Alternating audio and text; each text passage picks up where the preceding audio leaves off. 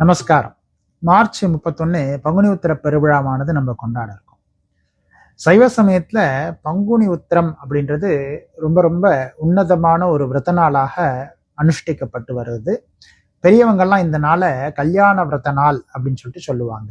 இந்த நாள்ல தெய்வங்களுக்கெல்லாம் திருமணமான நாளாக கருதப்படுறது. சிவபெருமானுக்கு பார்வதி தேவியோட திருமணமான நாள், முருகப்பெருமானுக்கு தேவசேனையோட திருமணமான நாள், ராமருக்கு சீதையோட திருமணமான நாள், ஆண்டாளுக்கு ரங்கநாதரோட திருமணமான நாளாக இந்த நாள் கருதப்பட்டு வருகின்றது.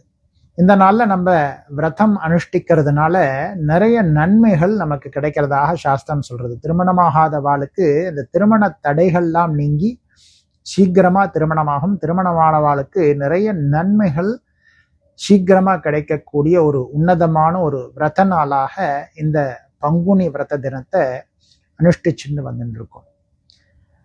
அதோட மட்டும் இல்லாம மாசத்துல 12வது மாசம் பங்குனி மாசம், நட்சத்திரத்துல 12வது நட்சத்திரம் உத்திர நட்சத்திரம். இதனாலதான் என்னவோ முருகப்பெருமானுக்கு ரொம்ப ரொம்ப விசேஷமான ஒரு நாளாக இந்த நாள் கருதப்படுறது. இந்த நாள்ல முருகப்பெருமான் ஆலயத்துல விசேஷ பூஜைகள்லாம் நடைபெறும். முருகப்பெருமானுடைய முதல் படை வீடான திருப்பரங்குன்றத்துல திருக்கல்யாண உற்சவமானது மிக கோலாகலமாக நடைபெறும். அதே போல பழனியிலையும் விசேஷ பூஜைகளானது நடைபெறும் இந்த நாள்ல. முருகன் ஆலயம் மட்டும் இல்லாம எல்லா சைவ ஆலயத்திலையும் வைஷ்ணவ ஆலயத்திலையும் திருக்கல்யாண உற்சவமானது கண்டிப்பாக இந்த நாள்ல நடைபெறும். உங்களால முடிஞ்சதுன்னா தவறாம அந்த திருக்கல்யாண பூஜைகள்ல கலந்துக்கோங்க. உங்களால முடிஞ்ச அளவுக்கு அதுக்கு உபயம் செய்யுங்கோ. இந்த உபயம் செய்வதன் மூலியமாக அந்த சுவாமியினுடைய அருள் நமக்கு சீக்கிரமா கிடைக்கும்னு பிரார்த்தனை பண்ணிப்போம்.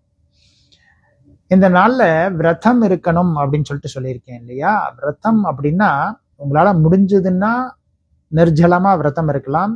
இல்ல என்னால அவ்வளவு தூரத்துக்கு முடியல அப்படின்னா தப்பு கிடையாது. அந்த நாள்ல பெரியவாள்லாம் சொல்லுவா, விரதம் அப்படின்றது என்னன்னா உபவாசம் அப்படின்னு சொல்லிட்டு சொல்லுவா. இந்த உபவாசம் அப்படின்னா சுவாமியினுடைய சிந்தனையோட, தெய்வ சிந்தனையோட அந்த நாளை நம்ம கழிக்கணும் அப்படின்னு சொல்லிட்டு சொல்லுவாங்க.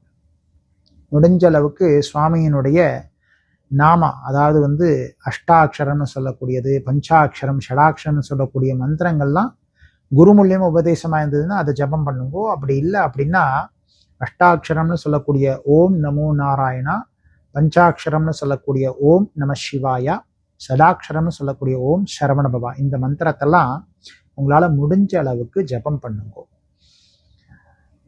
திருக்கோஷ்டியூர்ல உலகத்துல இருக்கக்கூடிய அனைத்து ஜீவனும் நல்ல சௌக்கியமா இருக்கணும் அப்படின்றதுக்காக அந்த திருக்கோஷ்டியூர் கோபுரத்து மேல நின்று ராமானுஜர் எல்லாருக்கும் ஓம் நமோ நாராயணா அப்படின்னு சொல்லக்கூடிய அந்த மந்திரத்தை ரொம்ப உறக்க சொன்னாராம். ஏன்னா இந்த மந்திரத்தை கேட்கக்கூடிய அத்தனை ஜீவராசிக்கும் முக்தி கிடைக்கணும், அதன் மூலியமா அவருடைய கர்ம வினைகள்லாம் நீங்கணும் அப்படின்றதுக்காக அந்த மகான் ராமானுஜர் இந்த மந்திரத்தை உறக்க சொல்லியிருக்கார். அவ்வளோ பெரிய மகானே நமக்காக அவ்வளோ ஒரு உன்னதமான ஒரு மந்திரத்தை நமக்காக அனுகிரகம் பண்ணியிருக்காரு. அதனால குரு மூலியமா எனக்கு உபதேசம் ஆகலை அப்படின்னா இந்த மந்திரத்தை நீங்களாவே சொல்றதுனால எந்த விதமான ஒரு தவறும் கிடையாது. ஆனா குரு மூலியமா வாங்கிக்கிறது ரொம்ப விசேஷமானது.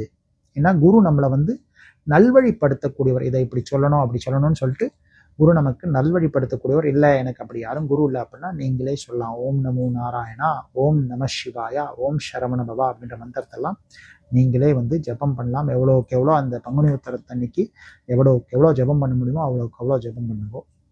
இந்த பங்குனி உத்திரம் ஐயப்பனுடைய ஜென்ம நட்சத்திரம்.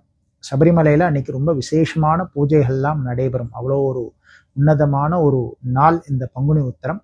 அது மாற்றம் இல்லாம பங்குனி உத்திரத்தன்னைக்கு பௌர்ணமி நடக்கும். இந்த பௌர்ணமியை தரிசனம் பண்ணோம் அப்படின்னா 1000 பௌர்ணமி தரிசனம் பண்ணதுக்கான புண்ணியம் நமக்கு கிடைக்குமாம். அவ்வளோ ஒரு உன்னதமான தினமாக இந்த பங்குனி உத்திர தினம் இருக்கிறது.